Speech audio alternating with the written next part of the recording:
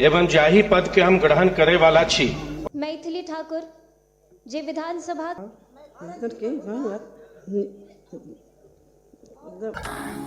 बिहार विधानसभा का चुनाव खत्म हुआ। अब सबकी निगाहें अपने जन प्रतिनिधि के ऊपर है कि वो क्या काम करते हैं अपने क्षेत्र के लिए। लेकिन उससे पहले आज जब विधानसभा का सत्र बुलाया गया, इस दौरान जो भी निर्वाचित विधायक हैं उन्होंने शपथ लिया। हर किसी ने अपने शपथ ग्रहण को यादगार बनाने की कोशिश की। किसी ने अपने भाषा के रूप में लिया, किसी ने किसी भी ढंग से लिया और उसे यादगार बनाने की कोशिश की, उस पल को इतिहासगार बनाने की कोशिश की। लेकिन कुछ विधायक ऐसे भी रहे जो बिहार के ऊपर सवाल खड़े किए कि क्या जनता ऐसे ही विधायकों को चुनकर विधानसभा में भेजती है और जिससे उनका काम नहीं हो पाता है।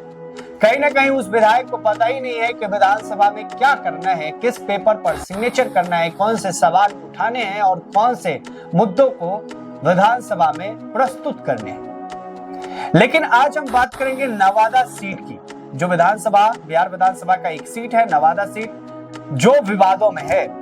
विवाद फिर वही जो एक दौर में राबड़ी देवी के लिए यूज किया गया था, अनपढ़, अनएजुकेटेड, जो सिग्नेचर करना नहीं जानती थी लेकिन मुख्यमंत्री पद पर विराजमान हो गई और सिग्नेचर की वजह बस अंगूठा दिखाया और बिहार वासियों को भी एक ठेंगा दिखाया।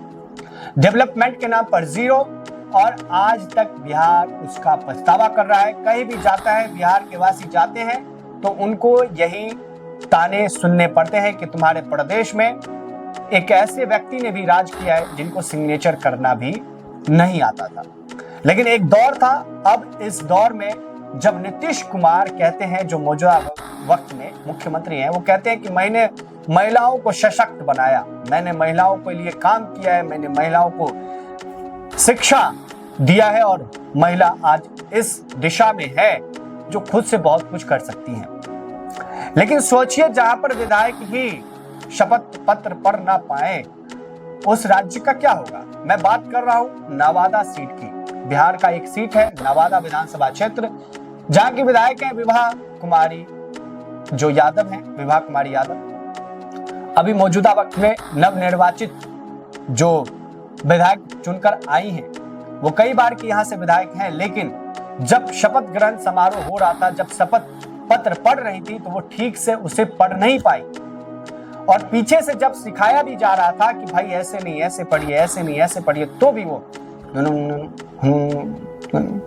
क्या पढ़ रही थी पता नहीं चल रहा था। सोचिए, जो विधायक शपथ ग्रंथ, जो शपथ पत्र है वो नहीं पढ़ पा रही है ठीक से, वो अपने क्षेत्र के लिए क्या काम करेगी, अपने क्षेत्रवासियों को क्या सौगात देगी, जो ठीक से शपथ पत्र नहीं पढ़ पा रही हैं।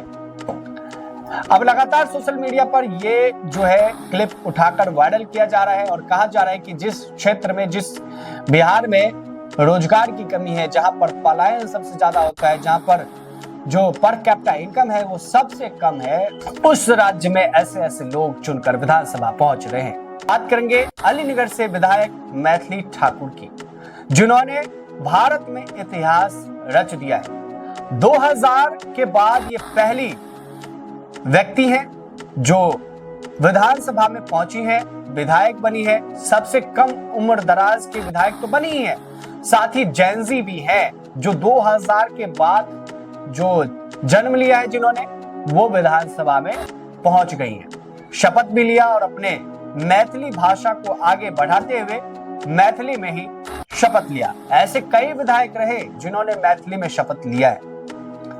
हालांकि वो क्या काम करती हैं अपने विधानसभा क्षेत्र के लिए, जो वादे किए थे उन सब वादों को विधानसभा में प्रस्तुत करती हैं कि नहीं करती हैं, ये आने वाले समय में पता चलेगा।